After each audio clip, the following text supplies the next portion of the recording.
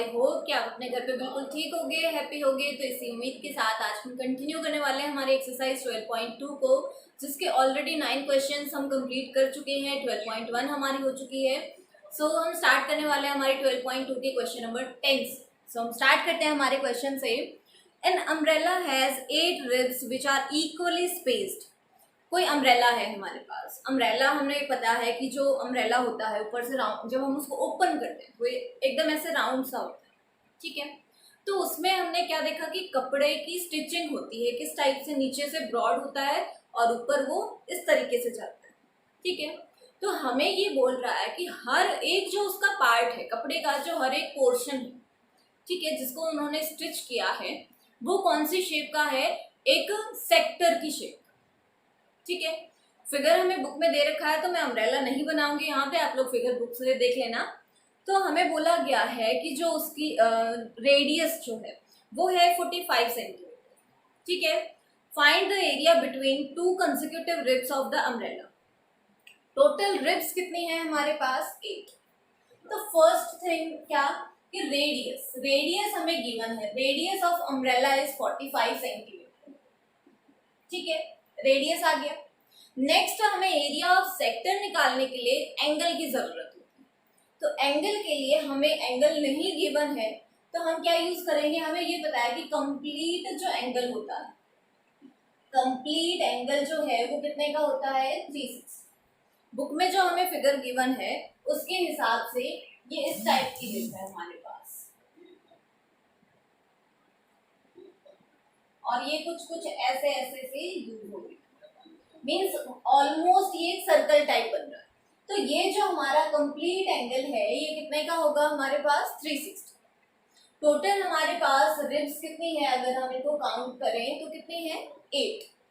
सो जो हमारा angle theta है वो क्या आ जाएगा, complete angle upon number of ribs. आप इस चीज को मेंशन कर सकते हो, angle is equal to complete angle upon number of ribs, ठीक है।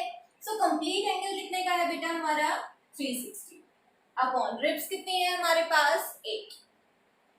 कैंसिल आउट करेंगे हम, मान लीजिए हम 4 से कर रहे हैं, सो 4 2 सा 8, 4 9 सा 2 से किया तो 41। सो हमारा जो थीटा है वो कितने का आ गया, 45 डिग्री, ठीक है। थीटा भी 45 है, रेडियस भी 45। अब हमें निकालना है कंसेक्यूटिव 2 रिब्स के बीच का एरिया। मींस एक ये हमारे पास जो वायर यूज हुई होती है, उसमें जो भी स्टील की होती है, किसी भी चीज का तार वहां पे यूज हो रहा है, उन दोनों के बीच का एरिया, दैट मींस एक सेक्टर का area. So area of sector हम कहें या एरिया बिटवीन 2 कंसेक्यूटिव रिब्स हम कहें, क्या हो जाएगा, थीटा अपॉन 360 इंटू में पाई आर स्क्वायर, ठीक है। थीटा कितना है हमारे पास, 45 अपॉन 360। पाई की वैल्यू हमें नहीं गिवन है सो हम यूज करेंगे 22 अपॉन 7। अगेन आर क्या है हमारा, 45 इंटू 40। तो 45 से हम इसको कैंसिल करेंगे तो कितना आ जाएगा, वही हमारा 8 आएगा, ठीक है। फिर हमने इसको 2 से कैंसिल किया 11, इससे ज्यादा आई होप कि कैंसिल नहीं हो सकता है, ठीक है। तो आप इसको मल्टीप्लाई कर लोगे, मल्टीप्लाई करने के बाद इसकी यूनिट आ जाएगी सेंटीमीटर स्क्वायर। मल्टीप्लिकेशन के बाद मींस जो भी हमारा कैलकुलेशन है, मल्टीप्लिकेशन डिवीजन जो भी आपको करना है, वो कंप्लीट होने के बाद जो रिजल्ट मिलेगा वो क्या आ जाएगा हमारा, area of sector, means area between 2 consecutive ribs, ठीक है। आई होप कि आपको क्वेश्चन समझ में आया होगा। सो हम चलते हैं हमारे नेक्स्ट क्वेश्चन पे, क्वेश्चन नंबर 11।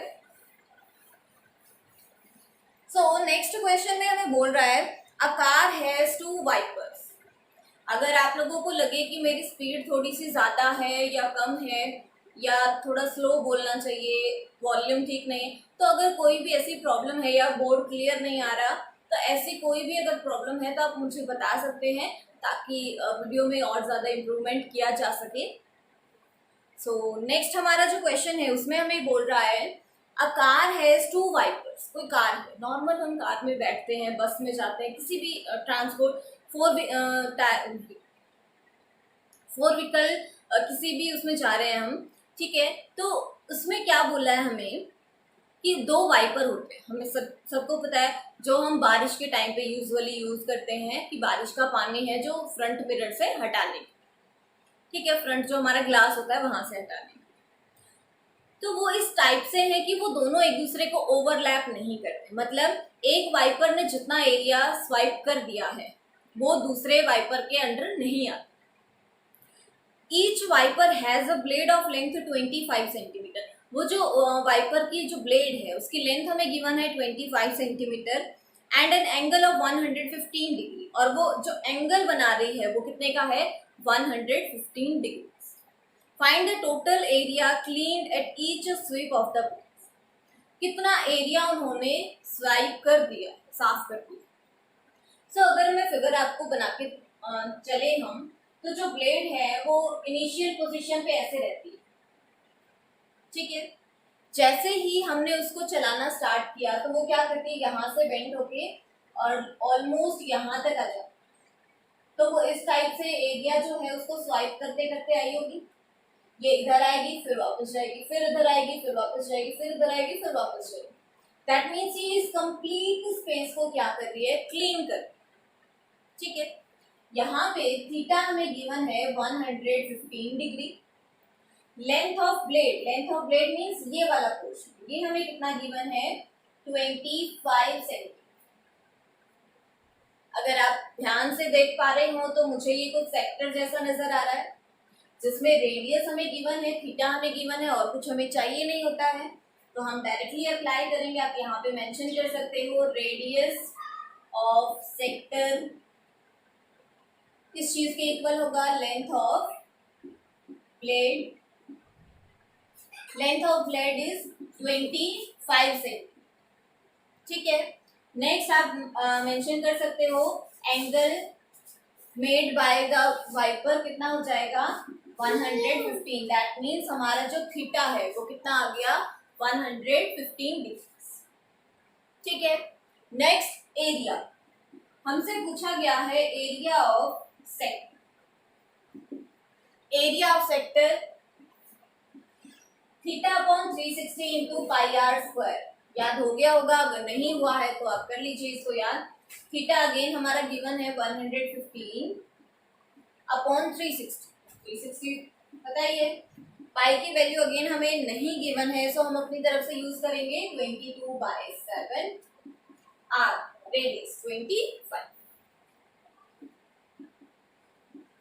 अगेन कैंसिलेशन का जो भी काम है, जो भी आपका सिंप्लीफिकेशन का काम है वो आप लोग खुद से ही कर लोगे, क्योंकि कैलकुलेशन में टाइम वेस्ट करना I think not a good thing. So video ही लंबी होगी, बाकी कुछ आना जाना तो है नहीं, आंसर तो आप लोग खुद ही निकाल लोगे। और अगेन मैं आपको एडवाइस करूंगी कि कैलकुलेशन पार्ट आप अपने हाथ से ही करें, कैलकुलेटर का यूज वहां पे ना करें, ठीक है। इससे आपका जो मेंटल एबिलिटी है वो भी स्ट्रांग होगी, आपकी कैलकुलेशन पावर स्ट्रांग होगी, एग्जाम में स्ट्रेस भी आपका कम हो जाए। सो आई होप ये क्वेश्चन आपको समझ में आ गया होगा। नॉर्मल सा क्वेश्चन था बिल्कुल ही, जिसमें रेडियस और थीटा दोनों चीजें आपको गिवन है। सो नेक्स्ट हमारा क्वेश्चन है, अच्छा एक चीज मैं बताना भूल गई, उसमें बोला था दोनों जो वाइपर हैं उनका, दोनों वाइपर ने कितना क्लीन किया, तो जो भी आया था हमारा एरिया वो एक वाइपर का था, तो आप उसको डबल कर लेना जिससे आपको दोनों का एरिया, ठीक है। नेक्स्ट हमारा क्वेश्चन है, to warn ships for underwater rocks. जैसे शिप जो है वो ओशियन में जा रही है, किसी भी समुद्र में जा रही है, सी में जा रही है, कहीं पे भी जा रही है, तो वहां पे कोई भी पहाड़ आ जाता है या कोई भी रुकावट आती है, तो उसके लिए लाइट हाउस, ठीक है, मतलब लाइट है जो स्प्रेड कर रहा है। A red colored light over a sector of angle 80 degree at a distance of 16.5 kilometre. उनको वार्न करने के लिए एक लाइट हाउस है वहां पे जो रेड लाइट शो करता है, क्योंकि रेड लाइट की जो फ्रीक्वेंसी है वो ज्यादा होती है, मतलब वो दूर तक दिखाई देती है, ठीक है। तो एंगल जो है वो उसका है 80 डिग्रीज। जैसे फॉर एग्जाम्पल हमारे घर की नॉर्मल टॉर्च, ठीक है, तो टॉर्च हम देखते हैं कि टॉर्च का जो ग्लास है, जो उसके अंदर लाइट लगी है वो तो इतना सा ही होता है, छोटा सा, लेकिन उसकी जो रोशनी है वो बहुत दूर तक स्प्रेड होती है। फॉर एग्जाम्पल मान लीजिए ये हमारी कोई भी टॉर्च है, यहाँ पे उसका बल्ब है, ग्लास है, वो लगा हुआ है, तो इसकी जो रोशनी है वो इस तरीके से जाती है और एक लिमिट तक ही जाती है। ऐसा तो है नहीं कि बहुत दूर तक चली जाएगी, तो वो लिमिट कुछ ऐसे होती है।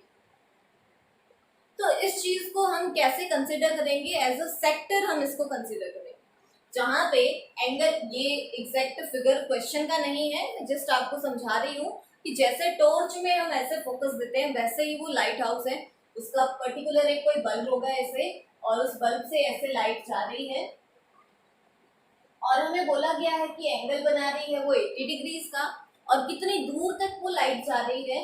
16.5 किलोमीटर। ठीक है, अगेन हमें ज्यादा कुछ नहीं करना है, रेडियस हमें गिवन है 16.5 किलोमीटर और थीटा हमें गिवन है 80 डिग्रीज। यूनिट आपको चेंज करने की जरूरत नहीं है, यूजुअली हम क्वेश्चंस में किलोमीटर जब भी गिवन होता है तो उसको मीटर में चेंज कर लेते हैं, यहाँ पे ऐसा करने की आपको कोई जरूरत नहीं है। किलोमीटर में है तो हमारा एरिया है वो किलोमीटर स्क्वायर में आ जाए। ठीक है, सो एरिया निकालना है, area of sector, again theta upon 360 into में पाई आर स्क्वायर, थीटा कितना है 80 अपॉन 360, पाई की वैल्यू आपको गिवन है, पाई की वैल्यू गिवन है भाई 3.14 और रेडियस है 16.5। 0 से 0 कैंसिल, 4 से किया तो 4 2 सा 8, 4 9 सा, आगे अगर कुछ कैंसिल होता है तो आप लोग बहुत ज्यादा समझदार हो मेरे से, तो आप लोग कैलकुलेशन पार्ट तो खुद ही कर लोगे। ठीक है, चलते हैं हमारे नेक्स्ट क्वेश्चन पे। सो नेक्स्ट हमारा जो क्वेश्चन है वो थोड़ा सा अलग है। अलग मीन्स इनमें क्या था, डायरेक्टली हमें थीटा गिवन था, आर गिवन था, हमने निकाल लिया। इस बार हमें एक फिगर गिवन, क्या बोल रहा है हमें, A round table cover has 6 equal designs as shown in the figure. Figure मैं भी आप लोगों को शो कर देती हूँ किस टाइप से फिगर है हमारा। कोई टेबल का कवर है, सर्कुलर, उसके ऊपर डिजाइन बनी हुई है। किस टाइप से बनी है वो डिजाइन? वो डिजाइन कुछ ऐसे बनी,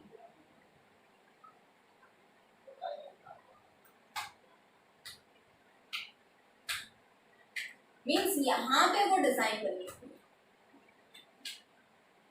बीच का प्लेन है या जो भी है उनका,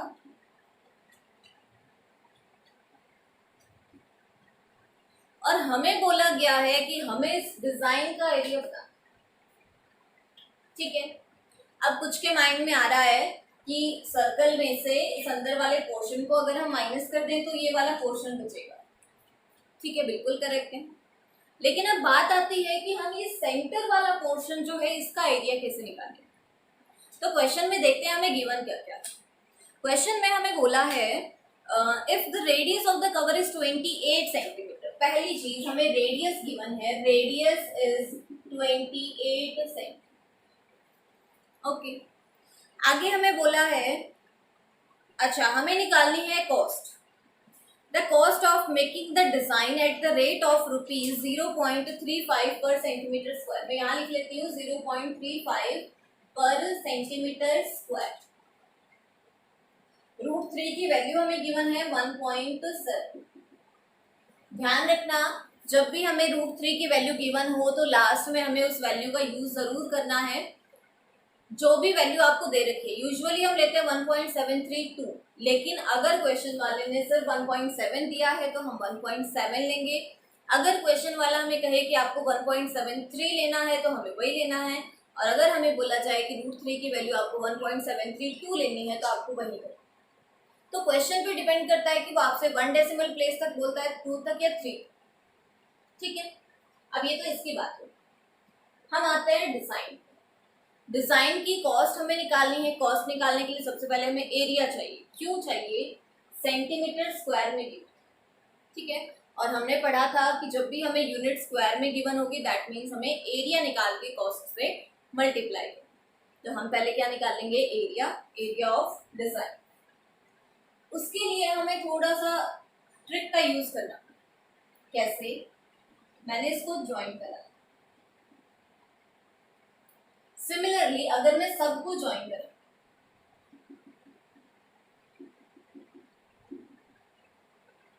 बाकियों को मैं इरेज कर दूंगी। अभी एक बार समझ लीजिए कि मैं क्या बताना चाहती हूँ।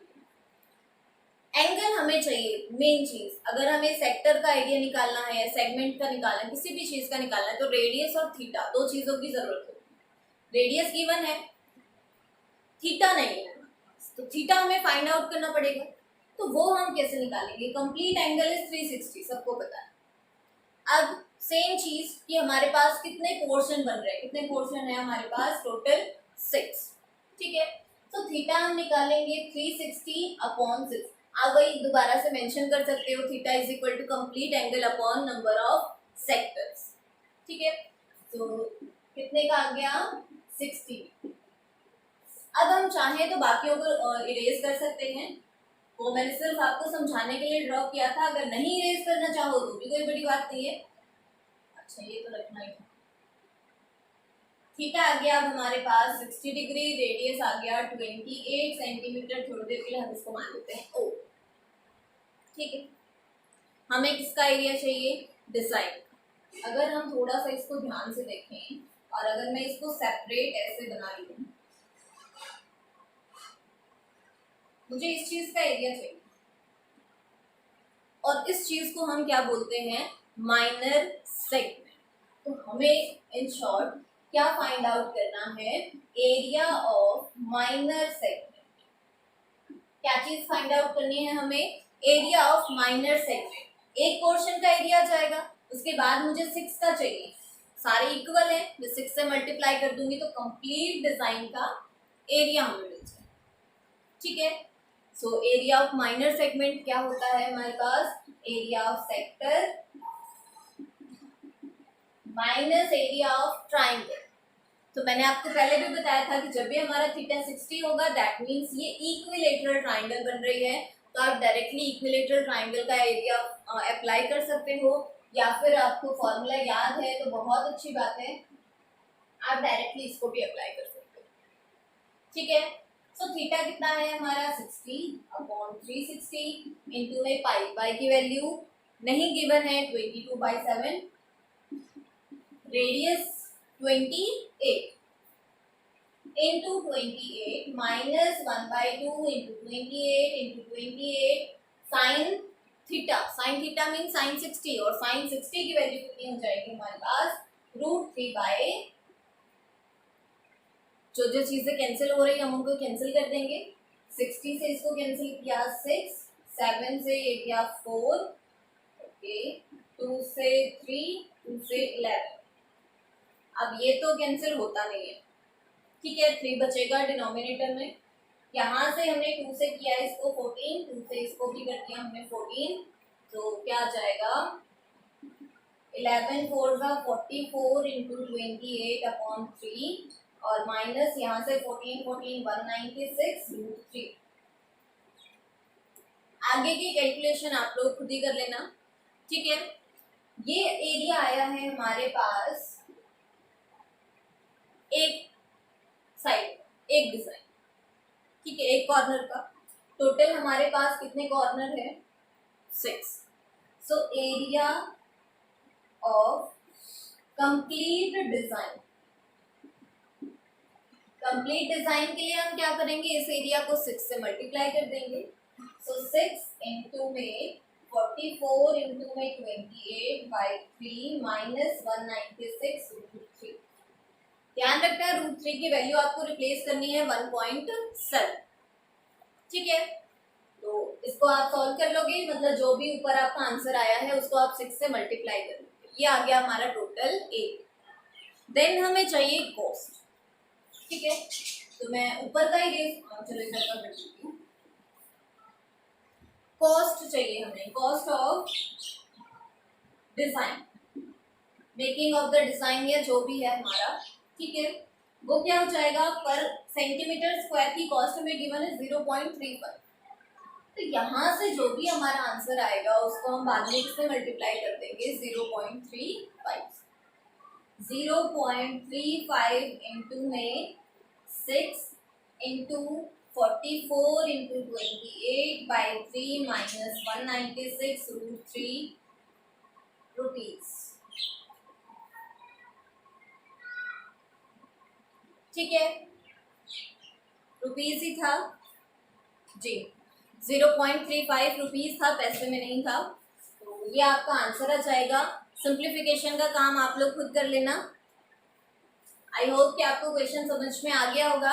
हमें एक टेबल कवर गिवन था जो कि सर्कुलर पोर्शन में था।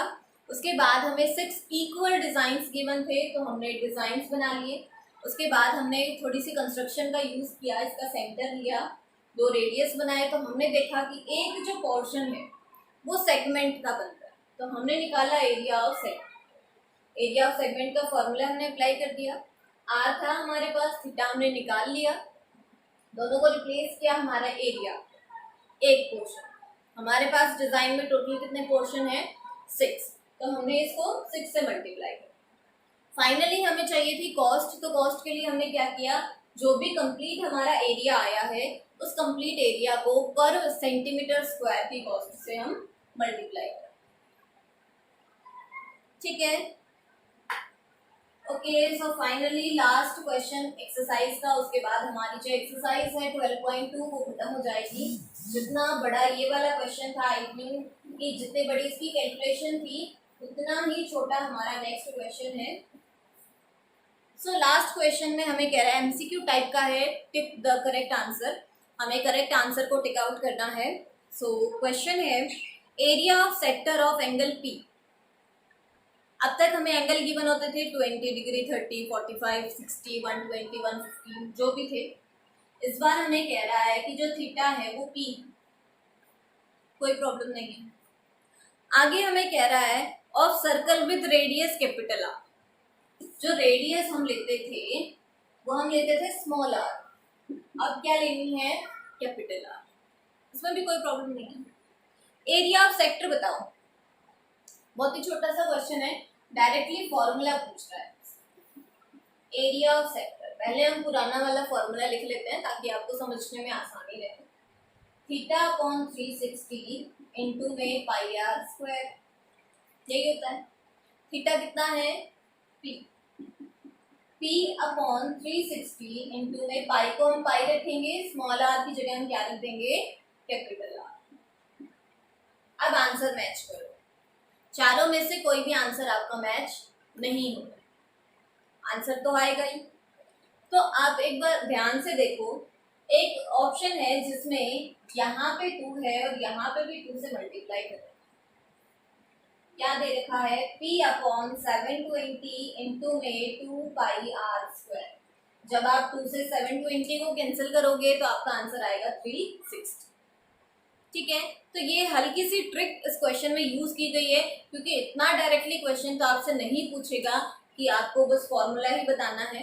तो वो थोड़ा सा उस ऑप्शन में उसने चेंज किया है कि उसने न्यूमरेटर और डिनोमिनेटर दोनों में 2 से मल्टीप्लाई कर, तो मे बी कभी क्वेश्चन आ जाए उसमें आपको 3 से मल्टीप्लाई करके दे दे या 1/2 से करके दे, मतलब कुछ भी आपको दे सकता है। ठीक है, तो इसी के साथ हमारी जो एक्सरसाइज है 12.2 वो कंप्लीट हो चुकी है। अब हमारे 12 चैप्टर की लास्ट एक एक्सरसाइज पेंडिंग है, काफ़ी इंटरेस्टिंग है वो एक्सरसाइज भी, तो उसको हम नेक्स्ट क्लास में कंटिन्यू करेंगे। तब तक आप इस एक्सरसाइज को कम्प्लीटली सिंप्लीफाई कर लीजिए। अगर कोई भी डाउट है तो आप कमेंट सेक्शन में जाके मुझसे पूछ सकते हैं, किसी भी टाइप का हो, चाहे वो आवाज़ या स्पीड या फिर क्लियरिटी, किसी भी चीज़ से रिलेटेड हो, कोई चीज़ आपको नहीं समझ में आई हो। So keep learning, stay safe, stay home, and thank you so much for watching.